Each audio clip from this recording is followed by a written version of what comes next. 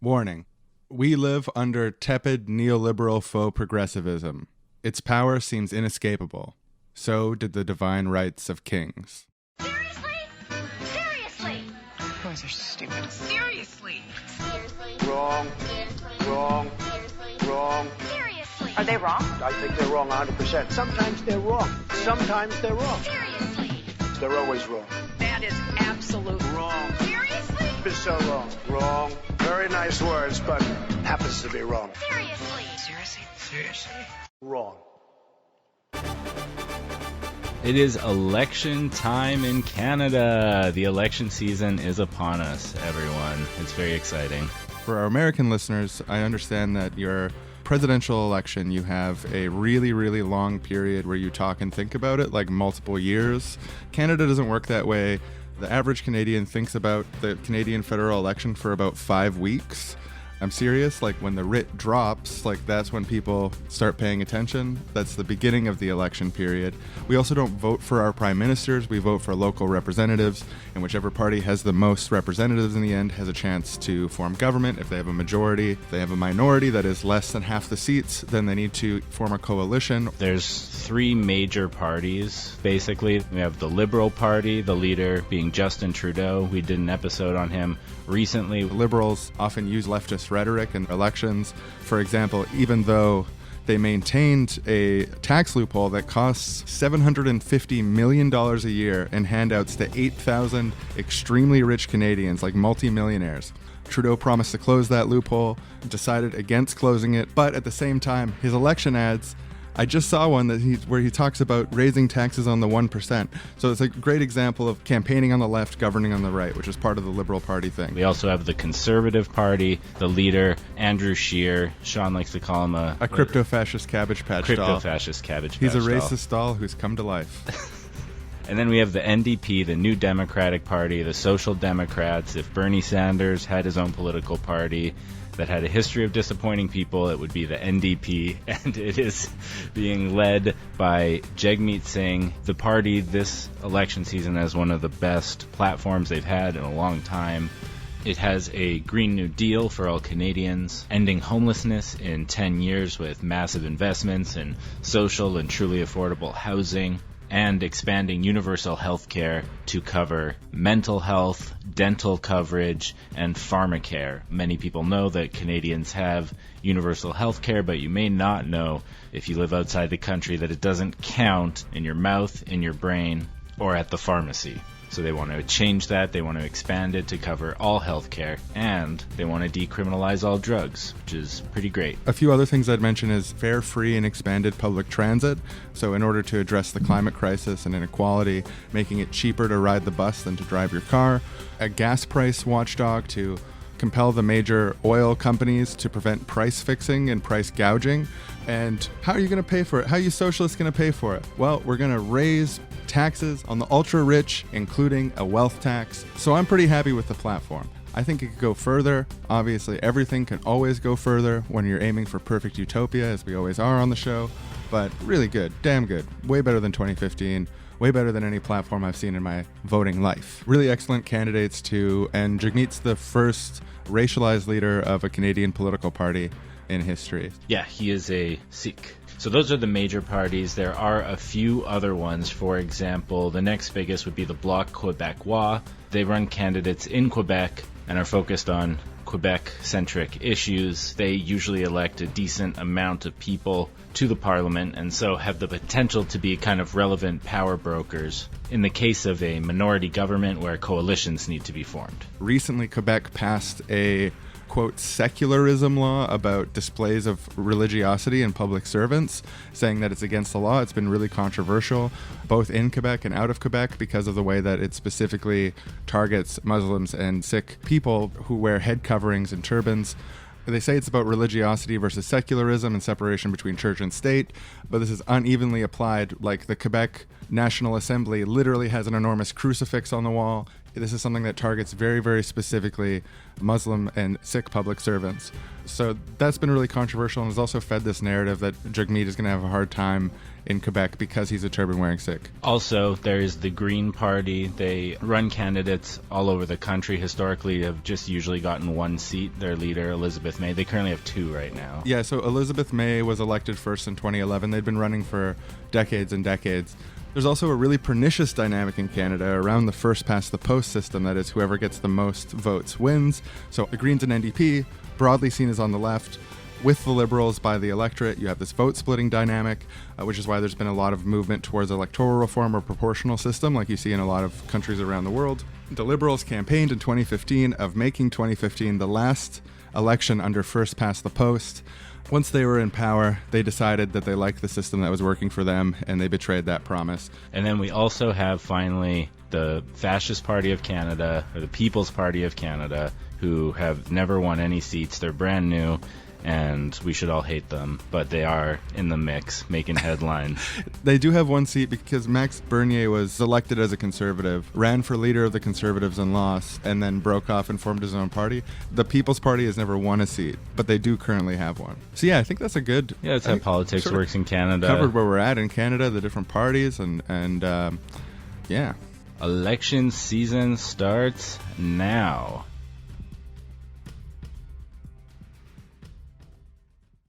Hello, everyone, and welcome back to the Seriously Wrong podcast. I am your co-host, Sean. I'm Aaron. And today on the show, we've got a very special guest, longtime anti-war activist, writer, co-founder of Ricochet Media, socialist dad, and a rare Generation Xer who is actually a leftist, because no one was leftist in the 90s.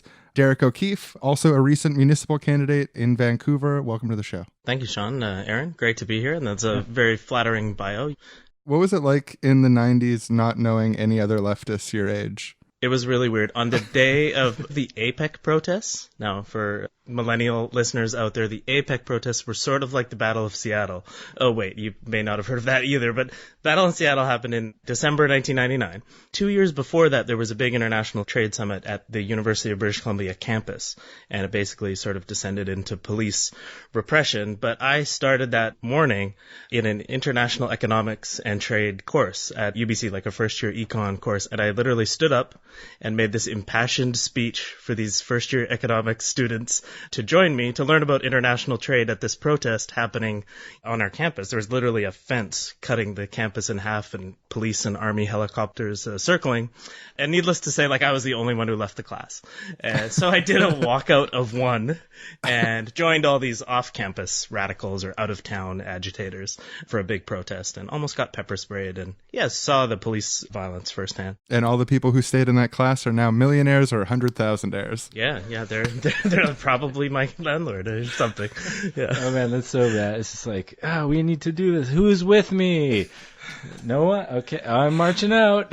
It's just me. And inspired by that, sort of followed that model through my life, even into electoral politics. So that was 1997. The world is a much worse and much better place now. It's like the best timeline and the most horrific timeline. I just sort of take it for granted now that there's going to be a decent amount of people around who have decent politics. It's interesting to think because, in that 90s sort of cultural cynicism, David Cross was as left-wing as you could get. But you're how were you even alive in the 90s? You're so young. I was a child. And there was no social media where you could find people on the other side of the world who shared your weird left-wing perspective. You'd take the bus home from your economics course or whatever drudgery you were taking. And the year I got there, they had just canceled the last Marxist economics course at UBC. And it would just be you're riding the bus and someone else would be reading Noam Chomsky. And they should be oh my God, comrade, let's talk. Noam Chomsky. That was social networking in those days. You just look for someone reading Chomsky.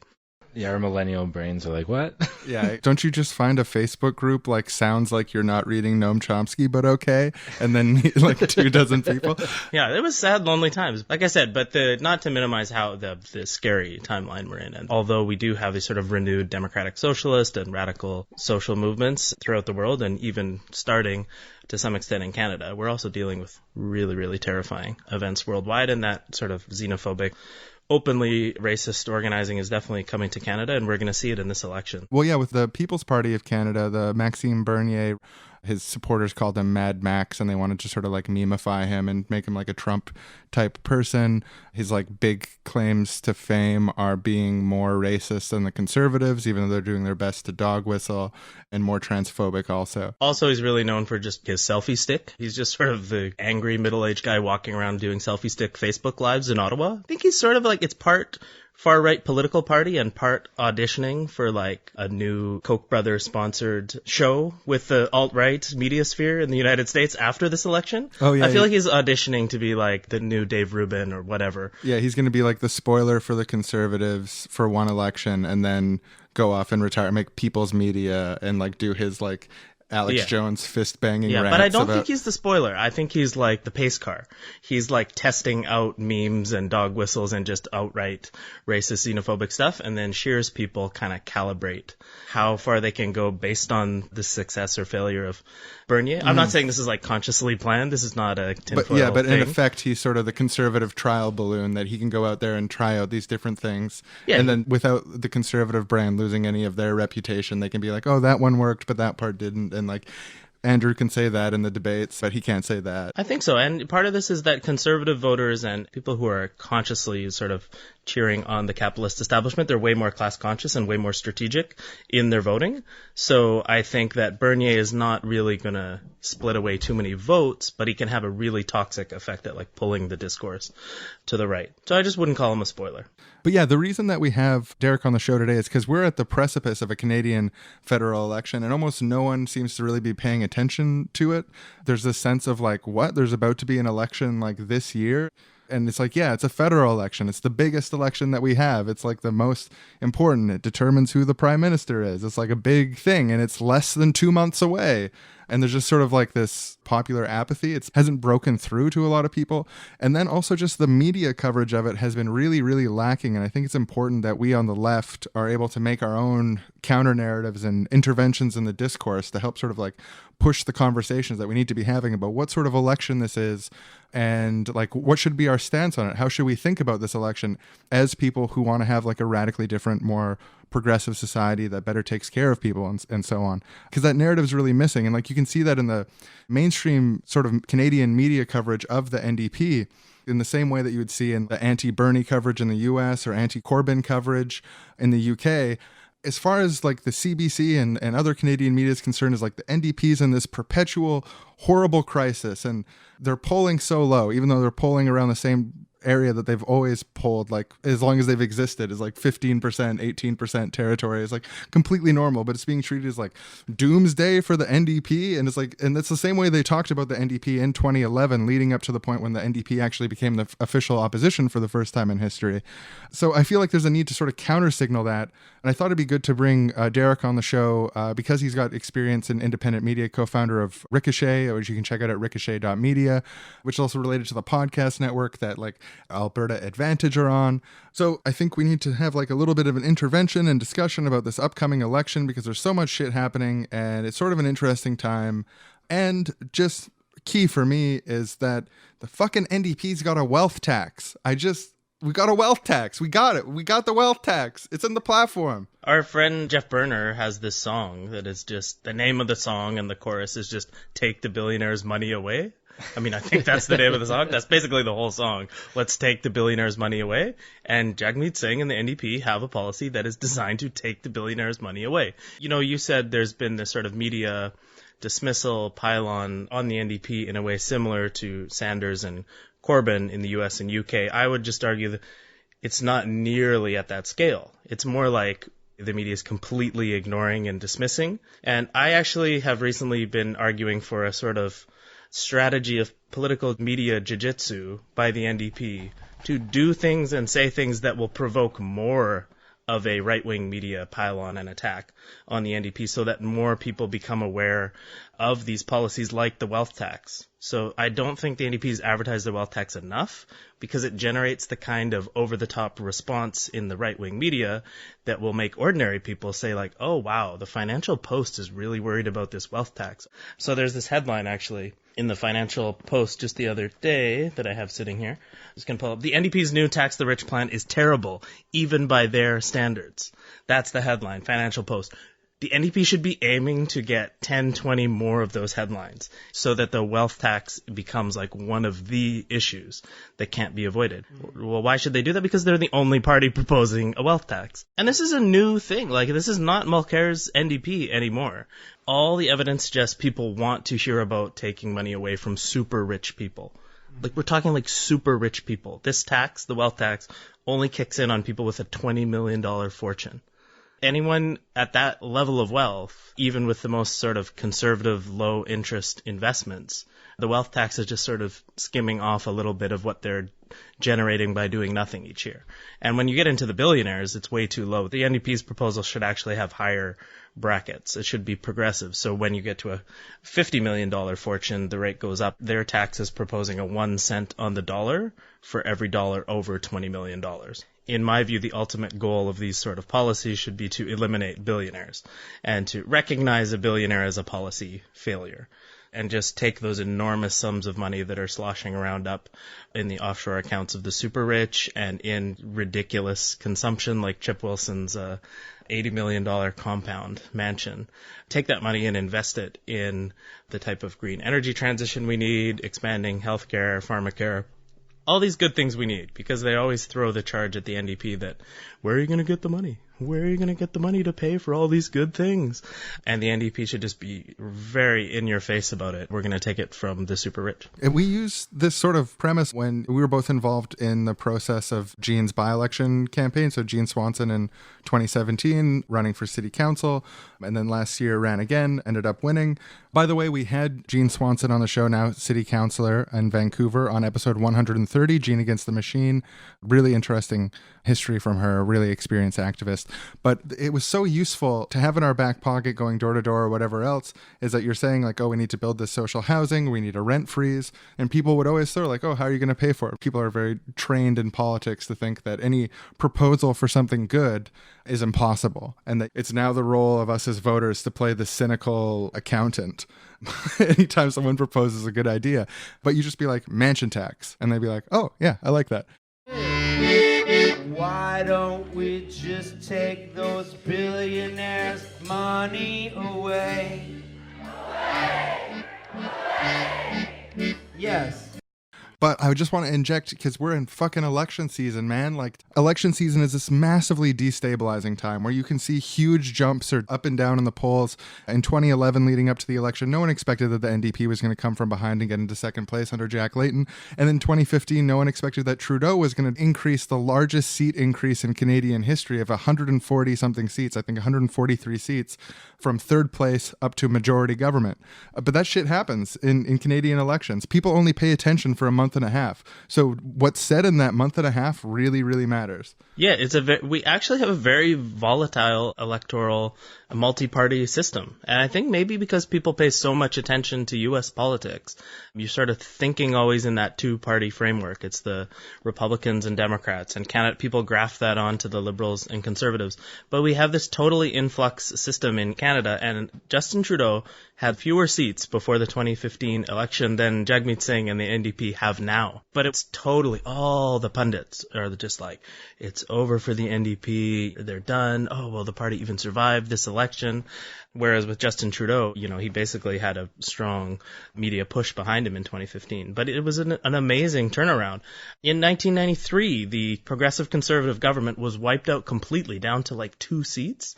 And the party, it sort of limped along for a decade or so, but they basically refounded the right wing politically in Canada by the Reform Party becoming the crap party, whatever that was, Canadian Reform Alliance Party, and then eventually sort of merging back and taking over as the Conservative Party of Canada and putting the old PC party out of business. So I guess my point is the right wing is comfortable, one, working with parties that are not perfectly aligned with them ideologically. Andrew Scheer doesn't talk about all the right wing ideological issues they want him to, but they know that he's their guy in this election. And they'll also go out and create other vehicles if they need to. So they formed the Reform Party. They formed the new Canadian Conservative Party of Harper. They merged with the PCs, whereas we're a little bit organizationally conservative on the left, whereas we have the NDP. And what the people who are to the left of the NDP do is just sort of a criticism of it. There's rarely like a sustained engagement with electoral politics, and we haven't seen like a serious effort to form something to the left of the NDP.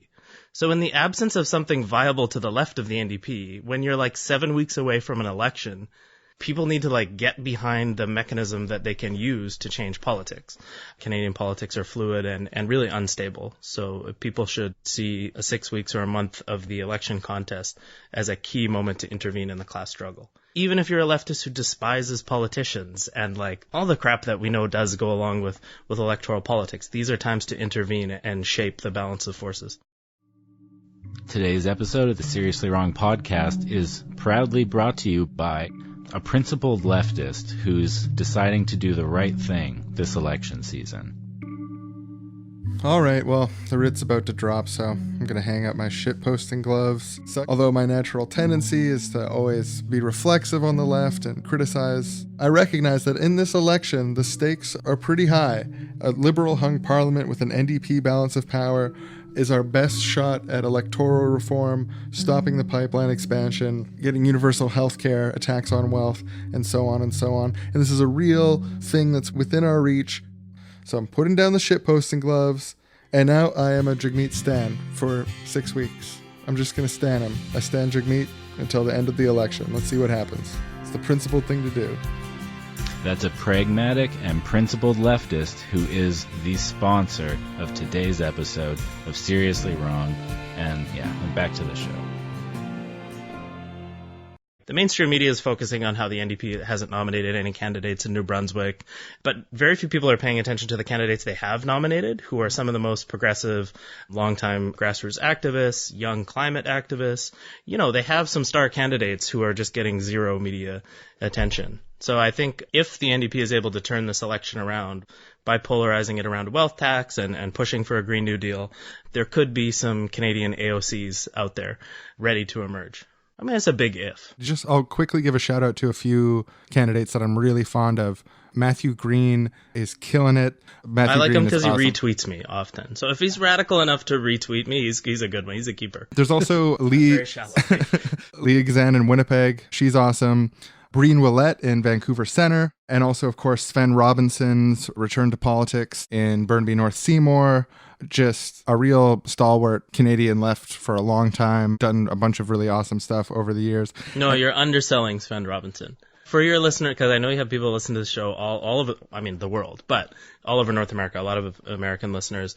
Sven Robinson is like the Bernie Sanders of the North, but with, I would argue, an even more crammed CV of both activist and parliamentary accomplishment. For 25 years, he was this uncompromising, relentless left-wing voice in Parliament and on the barricades of social movements. Like that day when I got nearly pepper sprayed at UBC in 1997, Sven Robinson was there like on the front lines with the protesters, like clashing with the police, basically.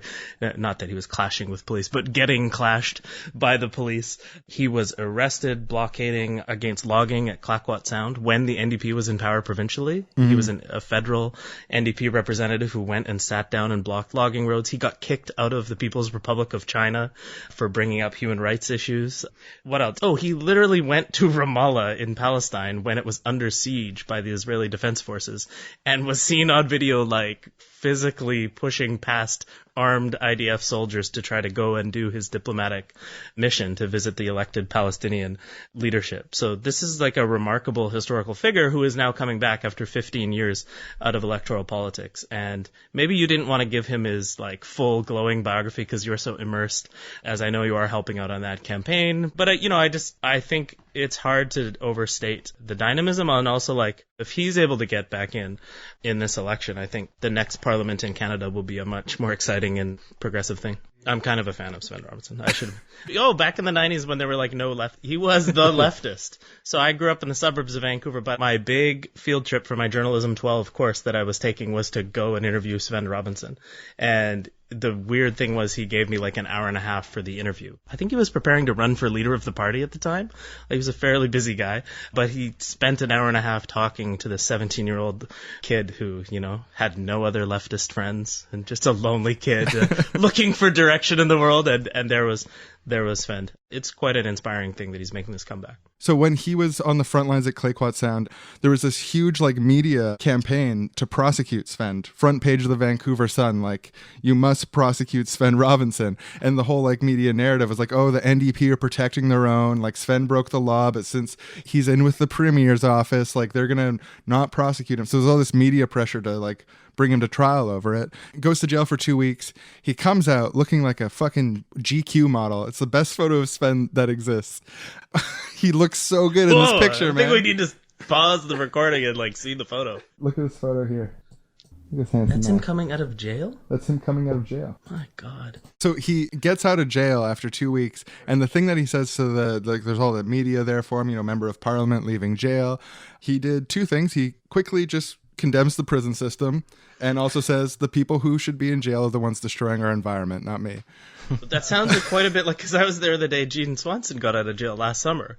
It sounds a lot like her. So Sean is a follower of social ecology and a radical activist who has a podcast listened to by a lot of radical activists, but he also dabbles in electoral politics. So I figured out your thing. You will only work for politicians who will go to jail for important cause. It and helps. then you'll like help their electoral campaigns. When Jean got out, when she came to the COPE nomination meeting, like right after Straight from coming out of jail, Yeah. and she was like, oh, the people in jail were so nice. And also, we need to abolish prisons. But yeah, no, That's how you generate media stories. yeah, totally. Media No, but coverage. yes, Sven's awesome. I can't praise him enough, obviously. And the other thing that I found out that I just thought was so excellent was that the former Prime Minister Stephen Harper said in opposition, there is no politician I disagree with more often than Sven Robinson. And if that isn't a fucking endorsement, then I don't know what is. Yeah, there's essentially no national media coverage of any of these local candidates. So, I mean, their local publications will be talking about their races, but there's no national coverage. And so here's the thing is we've got less than 2 months until this election happens. And for any Canadians listening, there's a way to plug in to a local campaign where you have like a good, strong leftist candidate with the NDP. And so I just want to like advocate for that, to like look for people around you to get involved with, maybe volunteer door knocking and stuff like that. For a couple reasons. I mean, one of which is that we don't know what direction this election is going to go. There's a real chance that the NDP could form the balance of power here. But also, it's just really, really good experience. And I think this is the key point, is that all of us as leftists should be knocking on doors every now and then and get that experience of that face-to-face contact with voters and see what it's like when you talk about something like a wealth tax, or when you talk about like a radical climate transition, what the reaction's like with people on the door, and experience talking to them. It's like a really, I think, enriching experience. Has been beneficial to my politics to be involved in that door-to-door stuff. Hi there, my name's Sean. I'm a volunteer with some sort of activist or political organization. I'm telling you that I'm a volunteer right away intentionally, so you're more likely to be nice to me. And I'm also identifying who I come from to try to more put you at ease. First, I'm going to try to build some sort of rapport with you, but I'm also going to make clear why I'm here at the same time.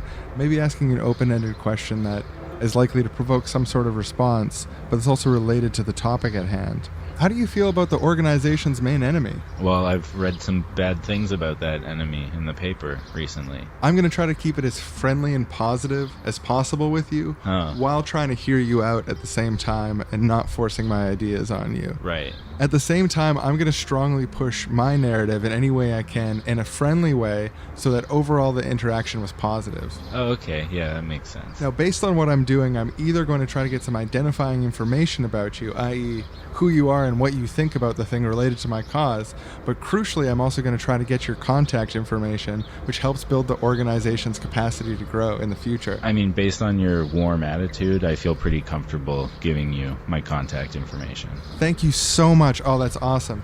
Depending on how you ask, a lot of people are willing to give up their contact information, and contact information is part of the currency that allows organizations to grow. So thank you so much for that. Any little bit I can do to help, I guess. There's a good chance that I'll have some sort of petition. Do you want to sign it? Sure, yeah. At this point, I probably won't even know much about what the petition is, but I'm in the social interaction now, and I feel vaguely positive about you or your organization, so I'll put my name on it, yeah. And there's the email and phone field. Just plug those right in. Should I do both? Yes. Sure. Now, if you're an electoral organization or a grassroots organization, if you want to accomplish anything that involves connecting with people in a geographic area or even broadly, The ability to go to people's doors, have friendly conversations with them, push some of your ideas, and collect their contact information is something that will serve you well. No matter what your political aims are, it's a great skill. Yeah, definitely. That seems really basic and important. And a good place to train on this important skill is in the upcoming Canadian federal election.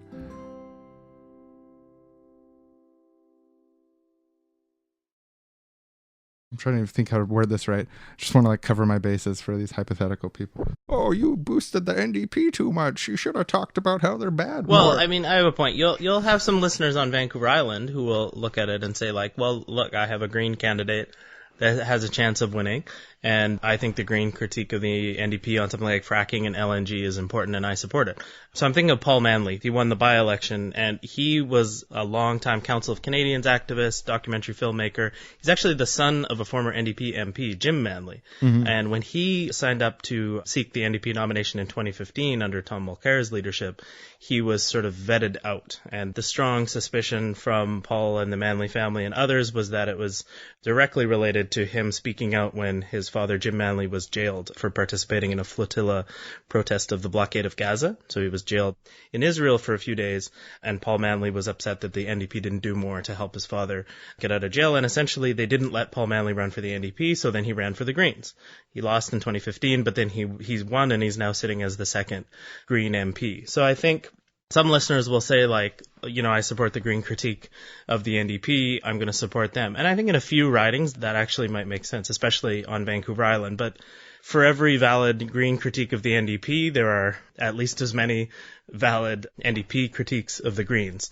And the problem with these debates between Green supporters and NDP partisans is they're both right in their critiques of each other's parties. The Greens are anti many demands of the labor movement. They're sort of pro-capitalist solutions, sort of green capitalism. They have this horrific slogan borrowed from Tony Blair in the 90s of neither left nor right, forward, which is just the most awful centrist nonsense that should have been left behind years ago.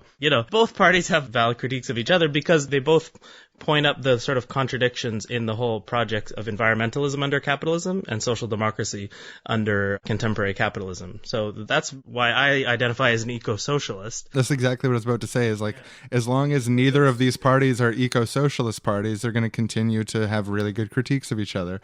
And that's what we need, right? Is we need a party, and whether that's one of the existing parties or a new party, to come forward and be unabashedly eco-socialist in a really real way and fight those battles in a real sense, because we're headed into decades and decades of eco-socialism or eco-barbarism. It's that's the future that we have. So it's kind of, we're already there. I mean, you see these mass shooters now are writing eco-fascist justifications for their mass murders. Eco-fascism is becoming a real deadly force in the world, and the only answer to that is to look at the ecological crisis in a totally anti-nationalist, anti-chauvinist, anti-racist way, and to link climate issues with migrant justice. Mm-hmm. And really, you're going to have to be eco-socialist to do that. But I mean, for people looking at this election, you got 6 weeks to get involved and do it. I would say, from what I've seen, there are more viable local campaigns with very left-wing NDP candidates running on some very strong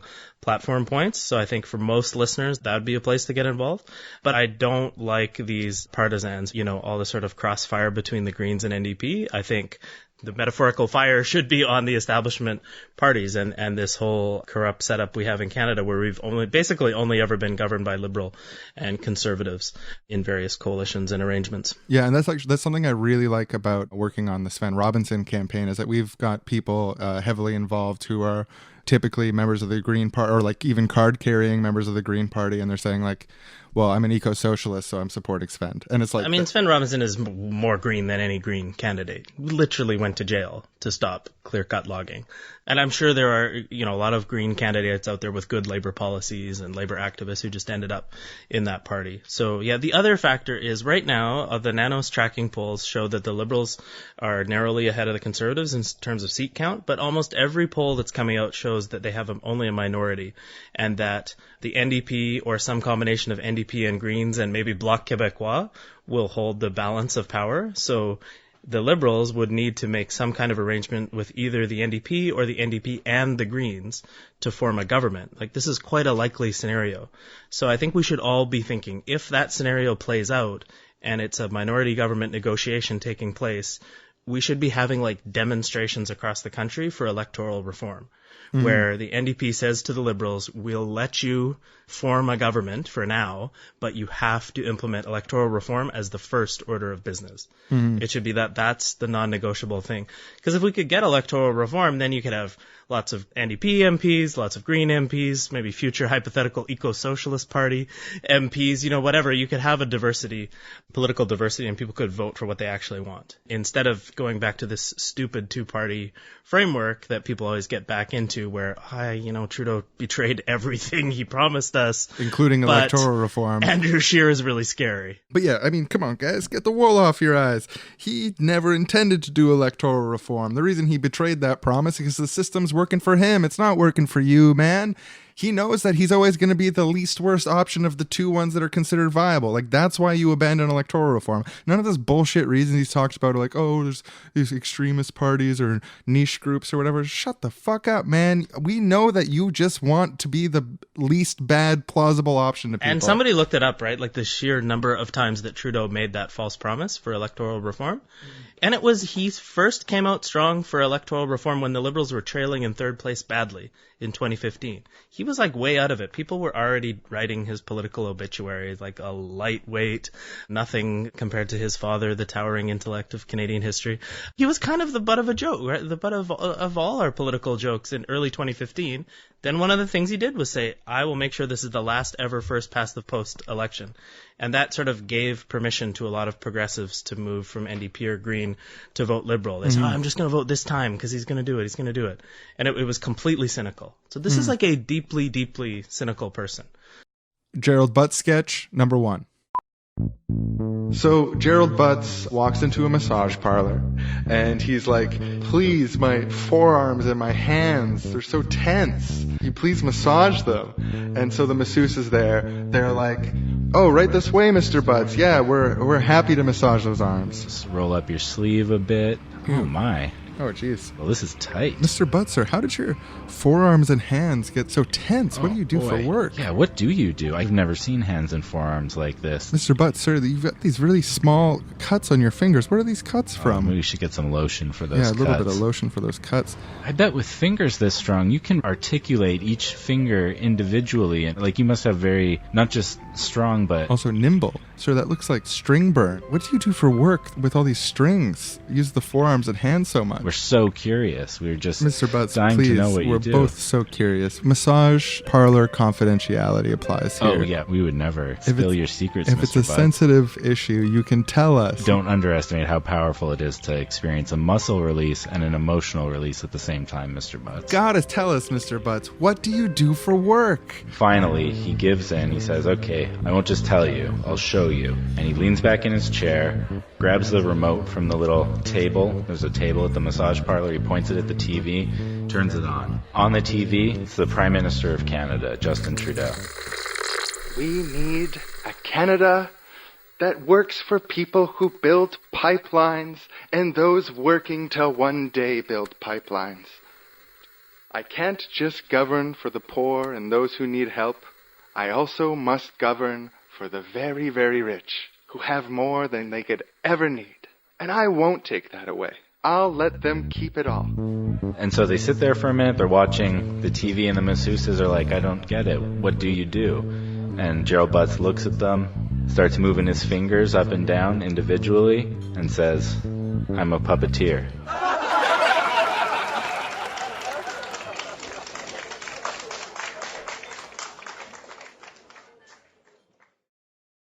The other thing I think people haven't talked about at all, and this is maybe off our theme, but you know when Gerald Butts quit because of his involvement or implication in the SNC-Lavalin scandal, when the former Attorney General blew the whistle on all this, Gerald Butts was one of those guys who like, I'm going to quit to do my job more. Like, I'm sure they had a little break and he maybe took a holiday to de-stress. But Gerald Butts is back doing exactly the same job. He is the brains behind this Liberal campaign. And it's just weird that didn't get commented on at all. I was arguing on Twitter with him recently, so he's on the top of my mind. But he's sort of back to the same old Gerald Butts. I remember, I think it's a Gerald Butts quote regarding the 2015 election. I think it was Gerald Butts who said the NDP had their boot on our neck, but but then they took it off and walked away? Yeah. He's describing when Tom Mulcair came out and said he would absolutely rule out deficit spending. Mulcair had all these announcements where he basically acted like Stephen Harper, he wouldn't take questions and he would announce some really centrist or almost conservative thing just to show how serious he was and ready to be prime minister. And one of them when he came out and ruled out deficit spending. So Gerald Butts later said, he told biographers or something, he said, that's when I knew we won the election, or we could win the election. They basically just opened the door and Trudeau and Butts walked through it. I mentioned Gerald Butts because it's not just because he's quick with his replies on Twitter when he's arguing with me, but he's a highly intelligent, effective communications operative. And he basically scripts the lines that Trudeau recites very well every day. So I don't think we should underestimate their ability to campaign and communicate. I guess that's why I'm sort of urging the NDP, which I think has its best platform in a generation, at least back to Ed Broadbent in the 80s, even before my time. There hasn't been a platform this good since before even I, the old Gen Xer, was participating in federal elections. It was definitely the best I've seen since I started voting. But they need a more combative strategy to get the public discussion up around this. And maybe just on that note, it worked for Jeremy Corbyn in 2017.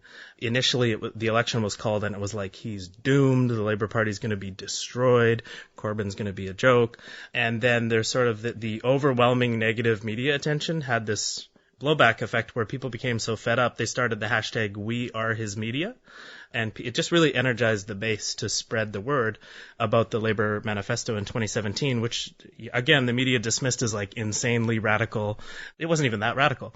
They're proposing much more radical stuff now 2 years later, but basically they turned that whole negative media attention around.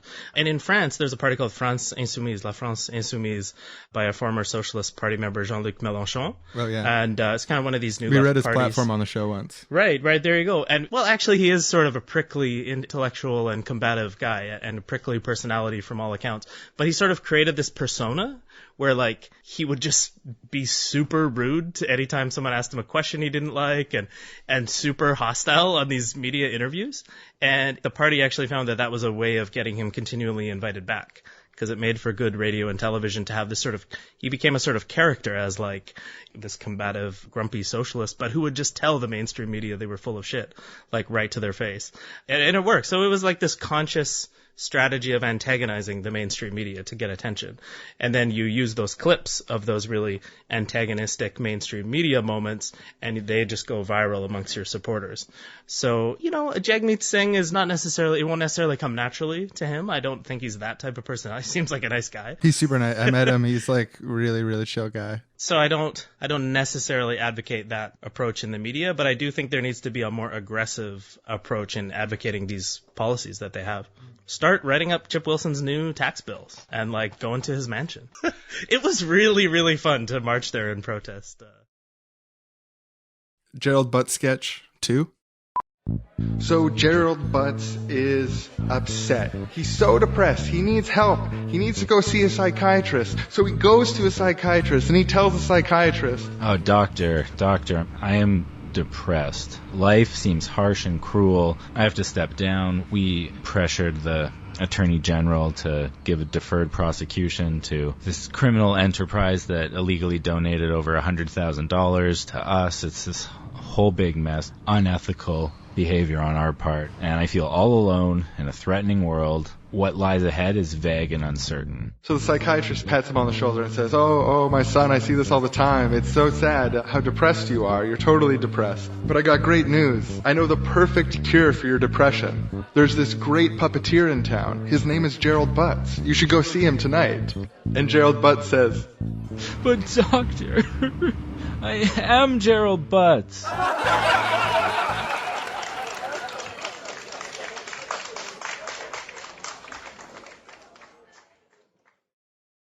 So Aaron, Derrick and I we're more plugged into Canadian electoral politics. We follow this stuff all the time. We're on Twitter about it and stuff like that. But you're Canadian. You live in Vancouver. You're interested in politics. You host a weekly political podcast. But you're not as plugged into Canadian electoral politics as we are. So I was just wondering if you had any thoughts on why that is, or what keeps you out of Canadian politics, or what makes it less interesting for you. I mean, as we were leading up to doing this episode, I was thinking, oh God, I gotta cram and learn about this Canadian election coming up because I don't know that much. And so I watched Jagmeet's platform speech, announcing the platform speech. And I watched Andrew Scheer do a couple things, and I was like, okay, I got a basic feel for it. But listening to you two talk, a lot of inside baseball, I felt like completely out of my depth for a lot of this conversation. But yeah, I had a kind of realization about Canadian politics recently and why I think I haven't paid that much attention to it. When I was watching the American presidential primary, it's not even the election. The election's a year away, and I'm watching the Democratic presidential primaries and thoroughly interested. And people are kind of commenting on it like, oh, it's such a spectacle. It's more like a reality show than politics. But that grabs your attention and holds your attention. It has production value. And Canadian politics don't have a very good production value. A lot of the time it looks like public access TV or something. And this is totally an unprincipled reason to not be paying attention to politics in the country you live and the places that affect your family and stuff. I should be paying more attention to politics. And I mean, it's going to be hard for Canadian politics to match the spectacle that is American politics, but I do think that plays a big part as to why Canadians are more disconnected from the political system than Americans are. It's just not a good show on TV sometimes.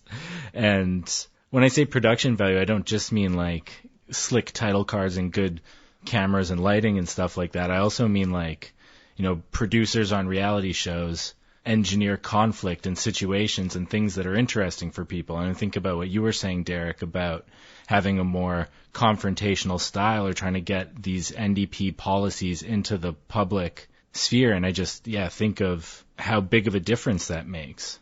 Well, Justin Trudeau's political career, in terms of leadership aspirations, was literally launched by a Sun News charity boxing match, televised charity boxing match, in which he defeated a hand-picked non-boxing fighter, an indigenous conservative, and then Trudeau proceeded to weirdly ceremonially cut his hair after he was defeated. The indigenous man whose name is escaping me, Patrick Brazeau, sorry. But this spectacle, which was put on by Sun TV before it sort of folded into the weird Rebel TV Canadian Breitbart thing that it is now. And Ezra Levant was doing the color commentary for the boxing match, thinking Trudeau would lose. And then Trudeau won this little charity boxing match. And that became the narrative shift where it's he must be destined to be prime minister. This lightweight son of Pierre Trudeau won a boxing match that we televised. So it's the importance of television and spectacle and production. And even if it's something as absurd as two irrelevant Canadian politicians fighting. So what you're saying is Jagmeet Singh, who's very good at MMA, martial arts, and jiu-jitsu and various things I believe he's trained in. MMA? You're suggesting that he challenged Justin Trudeau to an MMA. Yeah, or a billionaire, maybe? A Canadian billionaire? That's even better. That Chip would be Wilson? Great. Yeah. Jagmeet versus a press conference in the octagon where he's bring it. If I win, the wealth tax goes up to 100%. Oh yeah, the wealth tax just went up. But this would be his new slogan. So this is the principled course we need to chart for the NDP. But I was sort of just riffing off your point of the importance of the audiovisual spectacle and to get the interest, the eyeballs on it. Yeah, just in the marketplace of attention, I guess. Then you can criticize that, and I think there's a lot of really good criticisms of the spectacle of American politics, but it does make it really interesting to watch. And I believe it's a factor with the independent media sphere as well and landscape. I mean, Jacobin magazine, which we were just talking about, has really taken off in the last few years, especially since Trump won. But as someone who has sort of tried leftist independent media in various outlets and tried a lot of these, we have 10 times less people in our country. You just have less of a base, which media outlets need to really reach that critical mass where they can start to hire people and where it becomes worth their money to put that production to reinvest in graphic designers and videographers and podcast producers, right? It's here I am sitting in Sean's living room where you've set up quite an impressive studio, but there's any number of hundreds of American left or progressive-ish outlets that would have their own offices and studios. Whereas most Canadian independent media is literally being done in people's living rooms or just like in their bedrooms, because the rent is so high here. People don't really have living rooms that haven't been converted into bedrooms. It's a rare thing, you know? Every living room in Vancouver is either a bedroom or a podcast studio. Fact. But actually, going back to Jagmeet kicking ass in public, kicking ass should be part of the NDP communication strategy. They had a photo op with GSP recently in Quebec. Georges St-Pierre, the recently retired MMA. They had a photo op, but again, you didn't see it. Too busy following American politicians instead of Jagmeet's Twitter. I don't know. I think I would have seen it more if he was kicking someone's ass. I know he can do it. We need to find the right reason for him to kick someone's ass during this election. Then it's like, boom, polling in first. He can kick people's asses too? I'm voting for this guy. And now we go to the parliamentary scrum, where Jagmeet Singh is fielding questions from reporters. That for a long time I've been saying I will literally fight any billionaire and beat them. I'm so stoked today to announce that Chip Wilson has agreed to fight me one-on-one in the octagon. Advance voting starts tomorrow, and I'd be so excited if each and every Canadian went and voted for the NDP after what they see tonight.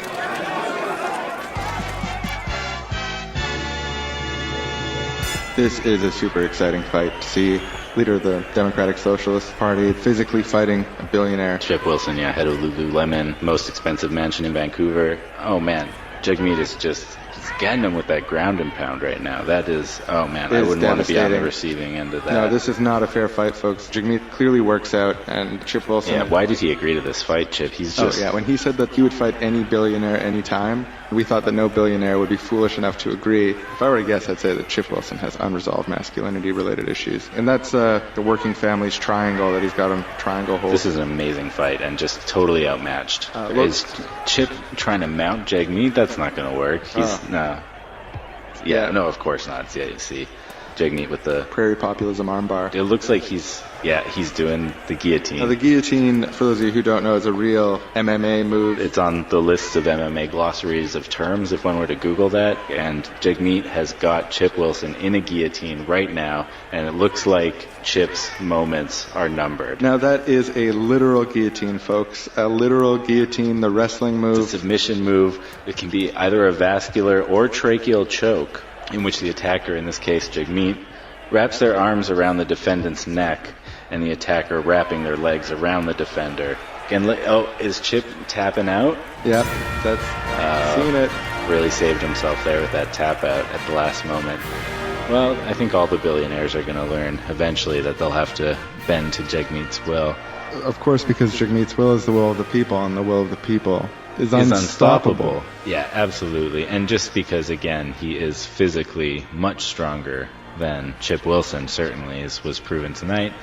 Yeah, well, you know what? After seeing Jagmeet win in a physical fight against a billionaire, I am so excited to go advance vote for the NDP in this election, for my local MP candidate in my riding. Yeah, now that you mention it, I think I too might vote in the advance vote for the new Democratic Party of Canada in the 2019 election for my MP candidate in my riding. You know, one Jagmeet moment that really penetrated was when, I forget the exact quote, but I think he said he had better hair than Justin Trudeau. I think that was the quote. Oh, nice. Yeah. I thought you were going to talk about that time during the leadership race when there's that racist woman at the event who was like heckling Jagmeet and he shut her down. And it was on like Now This and like American media, like this politician shutting down this racist. The same thing just happened to Jagmeet's brother, who's an MPP in Ontario. Just got confronted by the leader of this new Citizens Alliance Party and called him out for his Islamophobia and hatred. But I mean, maybe we have stumbled into an important part of this dynamic, and everyone is writing Jagmeet Singh off, including many voices within the NDP in various factions of the different parties as they exist across the country. And we very rarely talk about the racism issue. Can we actually say the word? I mean, he's the first ever racialized leader of a national party in this country. He's got 40 seats, but everyone's treating him like a nothing. Like maybe race and his religion and religious symbols play a role. We now go to the people who totally promise that they are in no way racist sketch. Look, not racist, obviously. You know me. People in Quebec especially, but also Alberta, the prairies, they're racist. And so I don't think he's going to win. And so I'm going to have to vote along with the racists. You know how it is. Yeah, I'm not worried about the people who are racist. I am worried about the people who are worried about the people who are racist. So I think that I'm probably going to act like the racist, voting-wise at least. See, I'm not worried about the people who are worried about the racists, but I am honestly pretty worried about the people who are worried about the people who are worried about the people racists. who are worried about the people who are worried about the is people. And let me just, before I I'm continue, someone who's point out that I'm worried actually about at the the top people. of this. See, I'm not worried worried about about the people. worried I'm about worried the about worried either, about because I'm the- actually So I think worried about the people. ultimately I'm going to I'm vote like a racist. racist. Just kind of bigger brained on this. Look, not racist, obviously. You know me. One of the really big challenges in like addressing the real and persistent issue of racism in Canada is that it makes people like really disproportionately defensive, because it's sort of like racism is this ultimate evil, and to realize that you're participating in it is like to feel evil or something like that. And actually, Aaron was telling me today that he was watching an Andrew Scheer like stump speech where it seemed like Andrew Scheer's like main point that he was making to the audience is like, too many people call other people racist these days, and like, you people aren't racist, and they're like, yeah, we're not racist. It's an interesting political platform. It's not really like a policy suggestion. Yeah, it was a town hall, and he mentioned it a few times, how big of a problem it is that people are being called racist when they're not racist. And it's really mean, and the liberals are mean, and they just attack people with these horrible words like racist, and it has to stop. I think the real threat is to Calling people the racist. potential that someone might be falsely accused of being racist when they're just xenophobic or bigoted. I should probably drop the sarcasm. I don't know. I'm in a very sarcastic. These are not topics to be sarcastic about. And actually, like the confrontation between Jagmeet's brothers, the MPP, like that confrontation he had, I believe he was at a event with the Muslim community in maybe Brampton in his riding. Like, I think this white supremacist traveled a great distance to confront this MPP and others, who is of course of the Sikh faith, not a Muslim, with this like vile xenophobic stuff. It actually brings up a very like serious concern about this election campaign and the overt racism we're going to see, not the just implicit stuff that Andrew Scheer is worried about. Yeah, and it's actually complementary, like you said, Derek. It's not like a strictly antagonistic relationship between the People's Party and the Conservative Party. They're pulling from the same rhetorical set, and they're playing on the same team. Like, their goals are very, very aligned. It's kind of like what they yell on the streets, we whisper in the boardroom kind of thing. I see the PPC's main role, Bernier's party, and this extremist party that this guy was from that we just mentioned. Their role is to like test the discursive space for racism and xenophobia. Recently, they just put up billboards. Yeah, that's what I was going to say. I just, when I was Googling, I saw the billboard said like end mass immigration or stop mass immigration. Something like that. And the article I read about it was all about whether or not it's fair to call this billboard racist. And it reminded me of the Andrew Scheer speech, and it's an interesting, like, subtle kind of dog whistle just to be like, oh, it's really bad to call people racist when all they want to do is put up billboards about stopping mass immigration.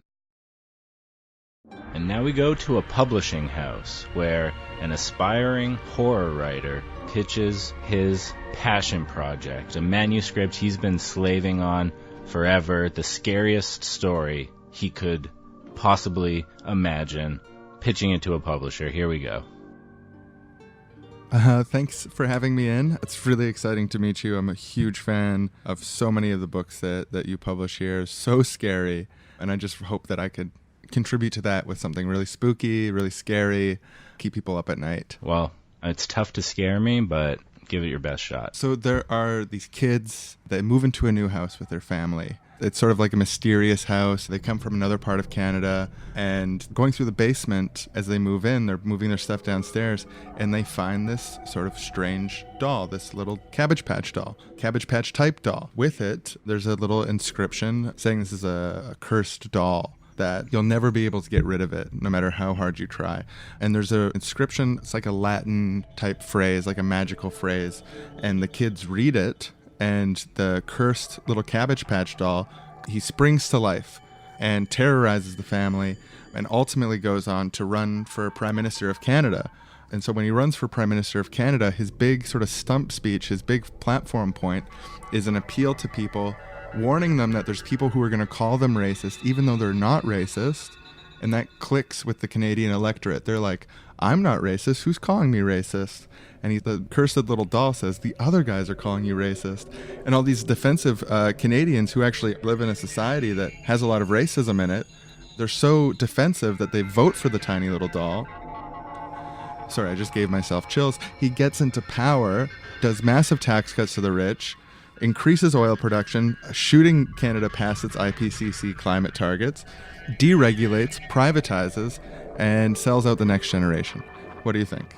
I'll be honest with you, I have not been this terrified in a pitch meeting since I signed Stephen King on his first novel.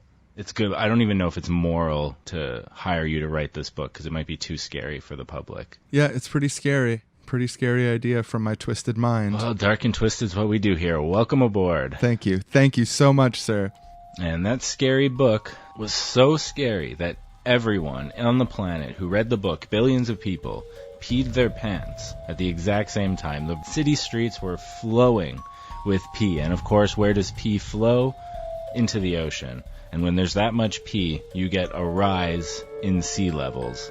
Coastal cities were destroyed. Migration crises intensified. The landscape of the planet was forever changed. The end.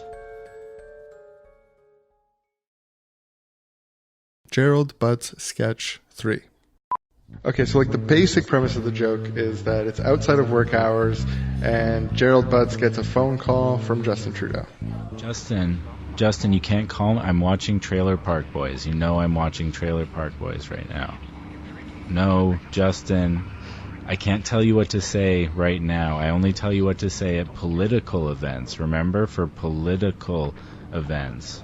If the waitress wants to know what food you want, just look at the menu and pick something. You know what kind of food you eat, okay? This isn't a Call Gerald moment. We talked about this. When it is or isn't Call Gerald, remember? Do you remember that, Justin? That's important. I'm hanging up, Justin. I'm hanging up. I'm gonna do it. Today's episode of Seriously Wrong is proudly brought to you by 101 Gerald Butts Jokes. Knock knock. Who's there? Gerald. Gerald who? Gerald Butts, who is guilty of ethics violations and specifically political interference in the exercise of prosecutorial discretion. What's black and white and red all over? I don't know. A newspaper filled with stories about political interference in the exercise of prosecutorial discretion and ethics violations committed by Gerald Butts. Why did Gerald Butts cross the road? I don't know. Why did he cross the road? To commit ethics violations. 101 Gerald Butts Jokes. Today's sponsor of Seriously Wrong. Another thing that we wanted to talk about is that new poll around the Green New Deal in Canada. Yeah. Just there's some interesting results about Canadian public opinion on the climate emergency. It's 85% of Canadians either say that we're in a climate emergency or we're in a climate near emergency. That'll be an emergency in the next 5 years.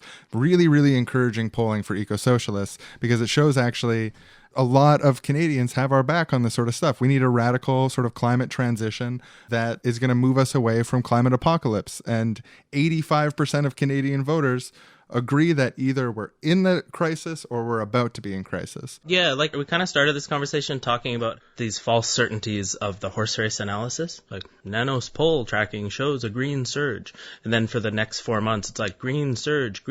And then you look at the poll tracking and the Greens have been 10% since the spring, 10, 11, 12%. Sometimes they go up a bit. Or Liberal collapse or Conservative. And then, they're kind of tracking together. And in fact, if you look, the interesting numbers in the Nanos opinion tracking is the percentage of people who are considering voting for any given party. And if you look at the Greens, the NDP, they're both at 33% of people would be willing to, under the right circumstances, vote NDP. The Conservatives and Liberals are barely ahead of that, 42. I think the Liberals might be 45. So all four of the major parties in English Canada are between 33% and 45% of people considering them as a possibility. To me, that suggests there's a huge range of possibilities in the outcome. And the poll numbers for the given parties shouldn't get all the attention. They should have a horse race of issues. It's like, wealth tax is surging. They finally did a survey about it. 60% of Canadians want a wealth tax, and no one's even talked about it yet.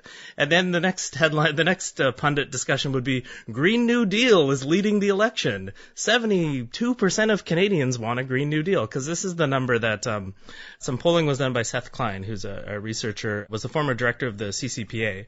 He's writing a book on climate change, so he sort of commissioned some of his own polling and found that 72% of Canadians supported a Green New Deal. Again, like, not an issue they've barely started to campaign on. The NDP has a version of it. The Greens talk about it. That's it. But 72% of people like it.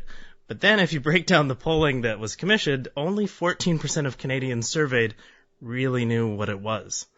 But once you tell them what it is, they're like, holy shit, I like that. Yeah, high-speed rail, like more public transit, shift to renewables, end to fossil fuel subsidies. 72% of Canadians want that, but only 14% of Canadians have heard that. Like, that's the polling to me that we should be talking about, and the media should be talking about. Because for that gap between 72% and 14%, those are people you can convince to vote for your platform. If you can just talk to the people who haven't heard about the Green New Deal yet, 7 out of 10 of them are going to be potential voters. Yeah, that gets really to like the heart of what I hate about this personality politics stuff being so front and center of like, which leader's likable? It's like, who gives a fuck which leader's likable? Or who's the most prime ministerial? Who's your top choice for prime minister?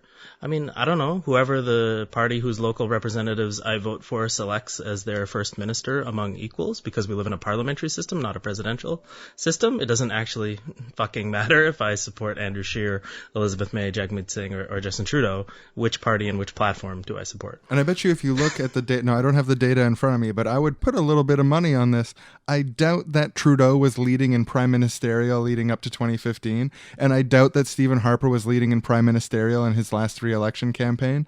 You know, like this shit's totally irrelevant to what voters care about and to like how the system works. So like, yeah, all this horse race polling stuff is bullshit, and people get so hung up on it where they're like, oh, this poll here shows that the NDP's down. It's proof that it's like, just no, it's just like, look at the historical data. Oh, if the NDP is still in third place, Jagmeet's got to go as leader. And it's like, have you ever heard of fucking Tommy Douglas? He was in third and fourth place his entire career. He was voted the greatest Canadian of all time. Like, so I mean, he was history. premier, but in federal politics, fair enough. And he got rolled by Trudeau mania in 1968 when he would have made a hell of a prime minister too. And the other thing about Tommy Douglas, just looping back to Jagmeet Singh not being given his due, and partly there's implicit or explicit racism and things at play. You literally see these disgruntled NDPers who prefer Tom Mulcair say, I just don't think Canadians want religiosity, or the left can't have someone who wears a religious symbol as its leader, or a religious person as leader. It's like Tommy Douglas literally came from the pulpit in Manitoba and Saskatchewan. Like, he was a preacher coming out of the Protestant gospel liberation theology on the prairies. Like, that was the base of the agrarian socialism that we all romanticize. And Jagmeet Singh, he doesn't talk about it because of this racism, and I think that we're talking about it. But he is someone who came to a sort of social justice understanding in many ways through a faith tradition, which has a strong like egalitarian strand from the very beginning in Sikhism. So yeah, we got sidetracked from the Green New Deal, but that's another important theme. Is there anything else you want to cover from like this polling and stuff? Well, also that people agree that we're in a climate emergency. I mean, you just go down the list of like, what is a Green New Deal? It's basically as many good things as you want under this umbrella of making rich people pay more, phasing out fossil fuel subsidies, and then investing all that money you save or generate into good stuff that we need anyway. Tax the rich, use the money to build. We haven't talked about housing, because that's the other thing we need to generate revenue to actually build public housing. And I think that's the other clear distinction between the Liberals' record in power and what we need in terms of progressive politics is that the Liberals say they have a national housing strategy, but they've hardly delivered any of the money. It's all back-end loaded, like, well, you have to re-elect us 3 times before you'll get these units of housing. Mm-hmm. And meanwhile, people are like setting up Airbnbs and podcast studios in their living room. So like, we need the housing yesterday. The Liberals have not delivered, and the money they have delivered is often just in the form of loans to private developers who don't actually build affordable housing anyway. So it's just subsidizing this broke broken capitalist model of housing. And the NDP calls for 500,000 units over the next 10 years of affordable housing, truly affordable housing, including co-ops and public housing, social housing. Again, that's like a good start. It's like the right direction, and it's totally different than the sort of private market model that the Liberals have followed. And of course, if you poll people on would you like to tax rich people to build housing, as we found municipally, that's a wildly successful pitch. Well, I think it's about time for the moment of the show where we give our 3 quick Wrong Boy TM registered R Circle copyright Wrong Boys critiques of the NDP platform. What do you say?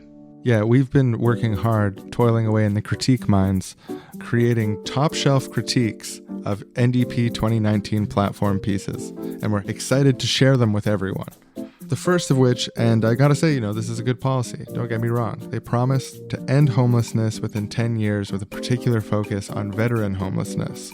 Now, it's totally understandable that veteran homelessness is of particular concerns to voters outside of the NDP base. I get why they highlight that. Yeah. But 10 years? That's way too slow. It's something you can't be held accountable to. Maybe they'll still be in power in 10 years, but... If you only re-elected me, we would have ended homelessness. It's like, no, the way that you're going to generate a lot of passion behind you is by making sure that the time that you have in power, no matter how short, is meaningful. Not through these long games playing, come on. Just do it. Just end homelessness in 3 years. Why not? Year and a half. I think a year is cutting a little bit tight. I want to be fair. A year and a half, 2 years, you still get a pass, but... Build the buildings, staff the buildings, and help the people move into the buildings. That's the important plan here. And that should obviously be part of an expansion of the existing plan to build 500,000 units of non-market housing. It needs to be expanded by a lot, multiplied. Critique number 2, foreign policy.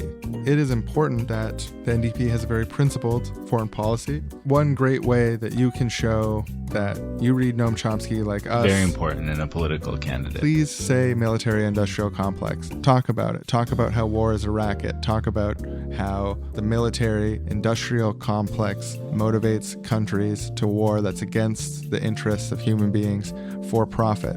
It ties into your key messages of environmentalism and class. Yeah, I like Mike Gravel and Marianne Williamson in the United States platform, which I have followed quite a bit, to create a Department of Peace in their nation. So maybe we could create a Department of Peace in our nation. And obviously, Canada shouldn't +1 to any weird American power games. At the very least, you got to call that stuff out.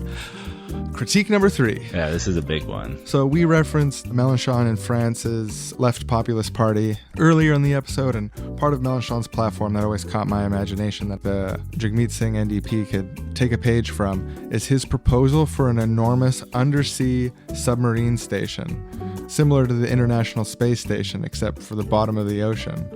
I just think that's really cool. Yeah, I hear things sometimes about how we haven't explored a lot of the bottom of the ocean, and it seems like we should. It seems important to me.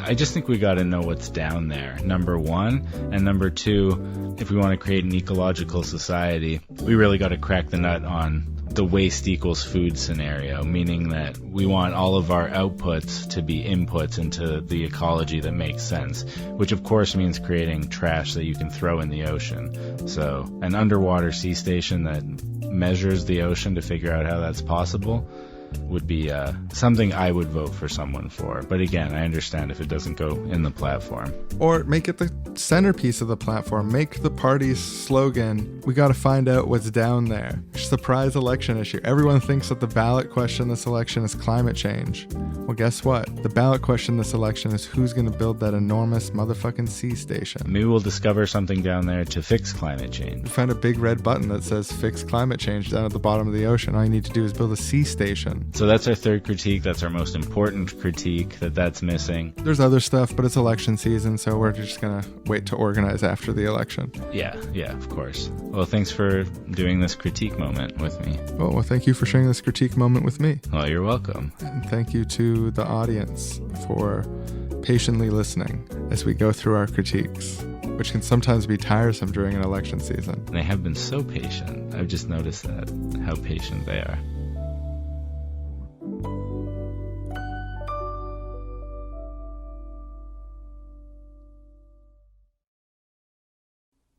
Gerald Butts sketch 4.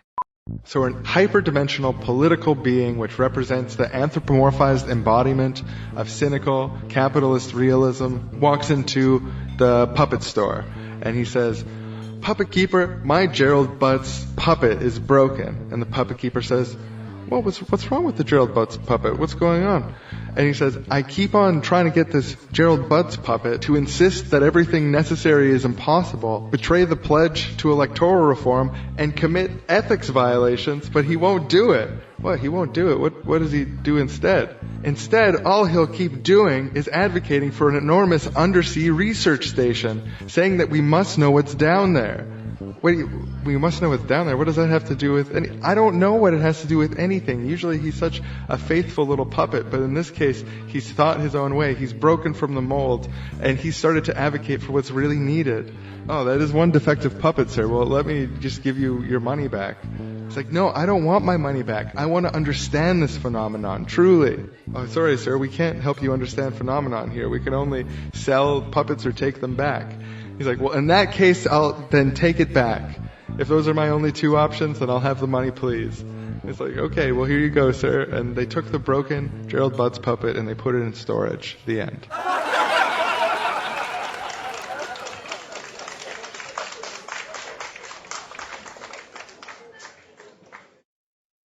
I think there you have it, folks. I mean, in terms of what we can do over the next 7-8 weeks for this election, I think there's some great candidates to plug into. For example, Sven Robinson, the only federal candidate I know of who has said the market has failed when it comes to housing, an important sentiment. He literally interrupted and heckled Ronald Reagan when Ronald Reagan came to speak to the Canadian Parliament. A sitting MP, Sven Robinson, called out Ronald Reagan, the most powerful world leader at the time, in the midst of the Cold War. The first outburst from the NDP benches came when President Reagan talked about the American Strategic Defense Initiative, or Star Wars. SDI supports and advances the objectives of arms control, offering a more stable...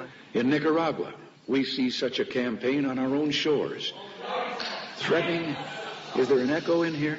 Later, the most outspoken heckler, Sven Robinson, defended his actions. It is entirely appropriate that members of Parliament should be free to voice our concerns when we have the President of the United States standing in Parliament defending Star Wars, defending the funding of murderous Contras. The President should know that there are Canadians that won't accept that. But Liberal leader John Turner called the heckling discourteous. Whether or not one agrees with every word the President uttered, he is the guest of the House of Commons, the Parliament of Canada. I was embarrassed as a member to have to undergo that. He insulted the President of the United States, and I frankly think Sven Robinson should be the one apologizing for his remarks today. Remember when Trudeau did that kind of strong handshake and resisted Trump trying to Yeah, it's like the Canadian Pelosi clap. The alpha handshake battle or something, and people were just there was just this rapturous joy over this handshake.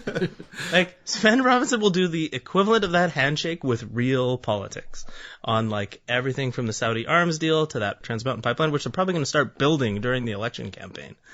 That's in Sven's riding. Which is in Sven's riding. And we made this reference to Clayoquot Sound, and again, for listeners not as bloody old as me, may not know that was sort of the big flashpoint in the battle to save old growth, temperate rainforest here on the west coast of Vancouver Island, some of just the most beautiful untouched forest and giant ancient trees.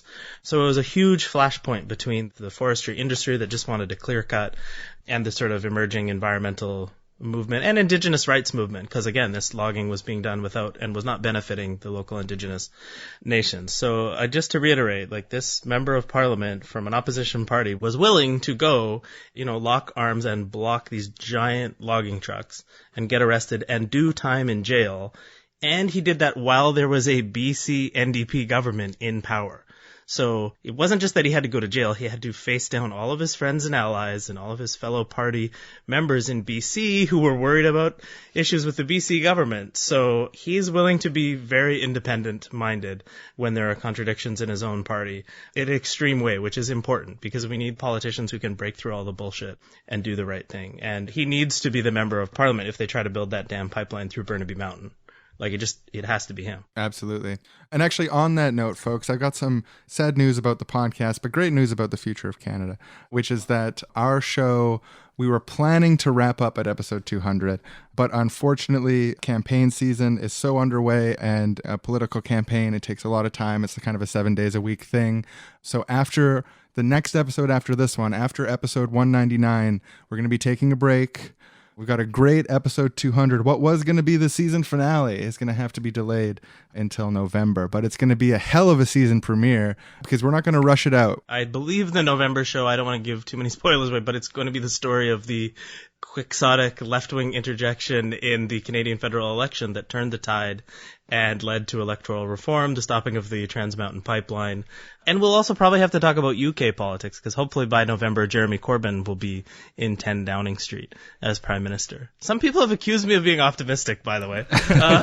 But things are possible. History is still to be written by those who show up and fight. Yeah, and if we're going to take that left turn as a country, and I think that we should, it's going to involve taking sort of, pragmatic local steps, looking to who is your local candidate, someone that you can help get behind, saber rattle for, and push for that wealth tax. And go and talk to them and tell them you want more. Tell them you want more than a wealth tax. Tell them what you need. Just be straight up about what your politics are. They need to hear these voices. We need to be part of the process. Whatever the common sense of the people participating in these campaigns are can become the common sense of the party in the future. And if there's a minority government situation with the NDP balance of power, we want to make sure the right ones are in. Also, on that note, if you're Canadian, there is generous tax receipts for donations to Canadian federal parties. If you give a $400 donation, you get $300 back on your taxes. I do this pitch all the time in fundraising and working in campaigns, so I'm just going to directly out to you Canadian people. If you go to svenrobinson.com/donate, you can make a donation that helps make sure that Sven's going to be in Parliament to heckle the next Reagan. If you got money to give, thank you. Please do. The last thing I was going to say to tell those politicians and those people running for office whose campaigns you go and volunteer on, tell them in all seriousness, you will occupy their offices and kick them out of office if they don't do exactly what we need. We actually need to take this approach. We're not just saying you should be involved the next 6 weeks because this is a big flashpoint, but we actually need an approach to electoral politics where we don't let the politicians and our elected people off the hook. We don't just go back to not paying attention. We actually hold them to account in a very dynamic and I think direct action way. I just had to throw that in. I didn't want to sound too just electoralist. To me, it's one sort of moment where we all focus on one thing as part of building a larger movement for that eco-socialist or whatever term you use to describe the transition we have to make.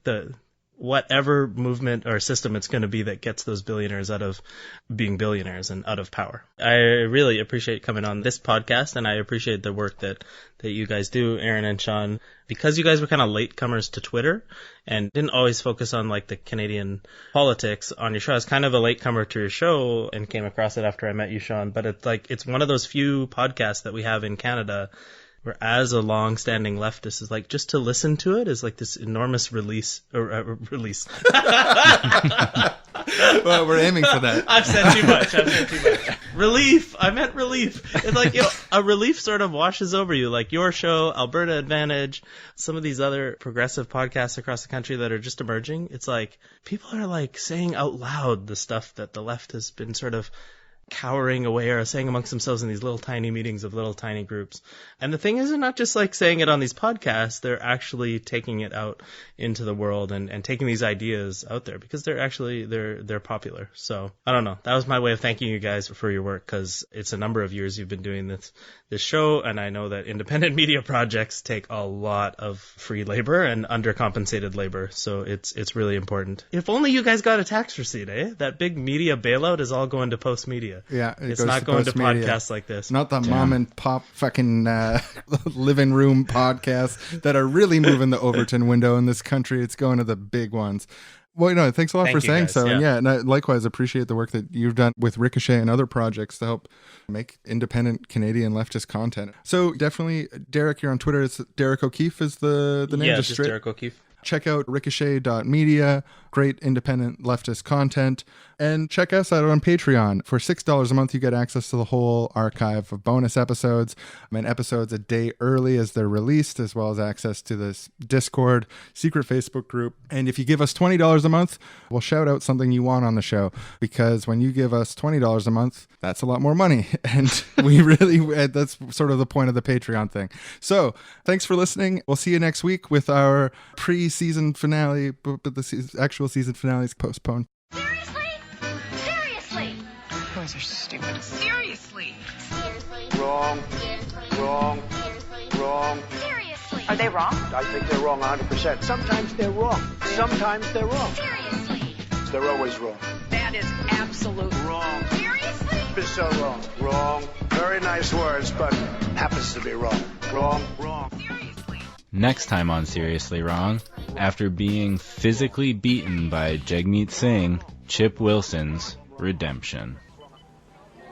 Thank you for bringing all the television cameras, media here to my hospital room. I'm still in recovery from the no-holds-barred MMA match where I was defeated by Jagmeet Singh, and I have something I want to announce. For a long time, I thought that socialists were physically weak. I realize now that a lot of my conceptions about socialism, and more specifically eco-socialism, have been wrong. A lot of socialists are actually very physically strong and can kick my ass. There's no doubt in my mind that Jagmeet Singh totally kicked my ass and could again anytime, any place.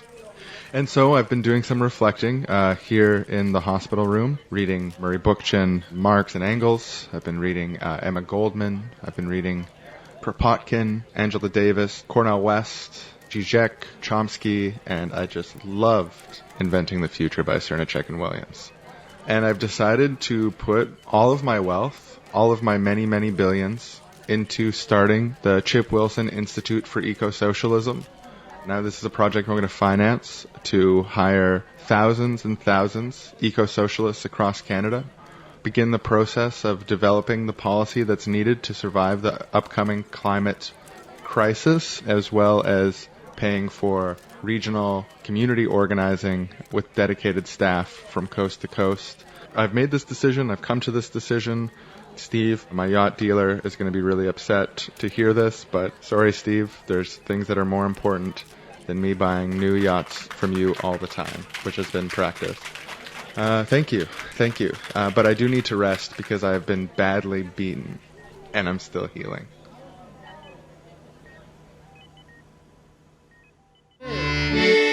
Why don't we just take those billionaires' money away?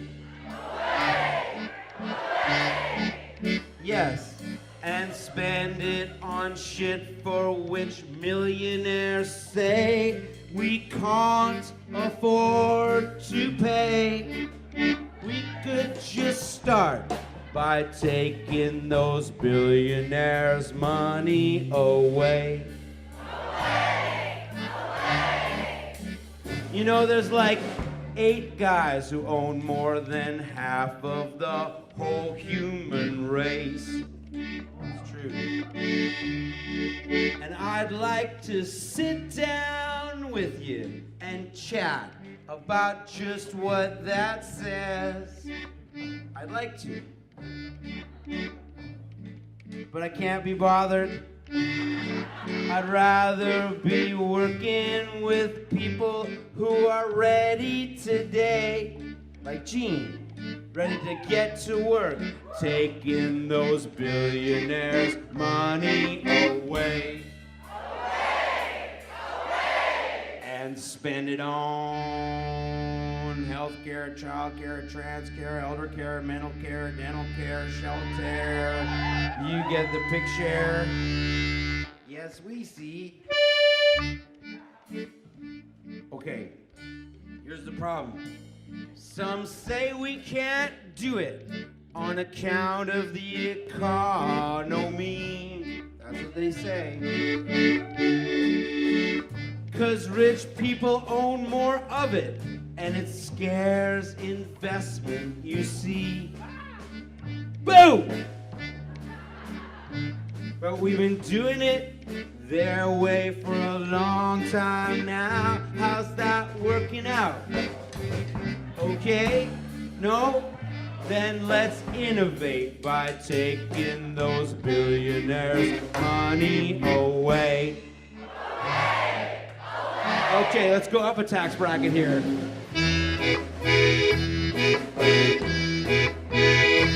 Some say we can't do it 'cause the billionaires keep it all hid, like in Panama and stuff, you know? But the government could find it if they wanted to. What if they did? What if? So if you say it can't be done, I'm done with you, chump. Go take a billion holidays in the sun with your friend, the Aga Khan, or Richard Branson, or that schmuck from Amazon. While the rest of us take those billionaires' money away. Yes, we're gonna take those billionaires' money away and spend it on shit for which millionaires say we can't afford to pay. We'll just start by taking those billionaires'